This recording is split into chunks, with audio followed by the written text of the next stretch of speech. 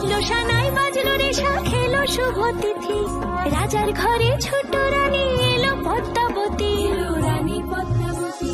রাজার আরো 6টি রানীর ছিল না সন্তান পদ্মাবতীর কোলালোতে মিলল সমাধান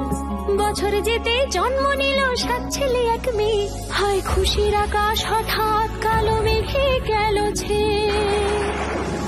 হিংসেতে যায় জ্বলে পুড়ে বাকি 6টি রানী যুক্তি করে ঘটায় ওরা 7 কুমারের হানি সুযোগ মতো 7 ছেলেকে মাটিতে দেয় পুঁতে বাঁচে একা পারুল ওরা পায় না তাকে ছুতে ধাইমা বাজায় সেই মেয়েকে বড় করে তোলে 7 ভাইকে পায় যে পারুল 7টি চাপা ফুলে এত কিছুর পরেও রাজার বিপদ যে কাটে না সূর্য নগরে সুখের সূর্য আর ওঠে না হিংসা বিবাদ বিচ্ছেদ আর প্রেমের কাহিনীতে পারুল বোন কি পারবে 7 ভাই চম্পাকে জাগাতে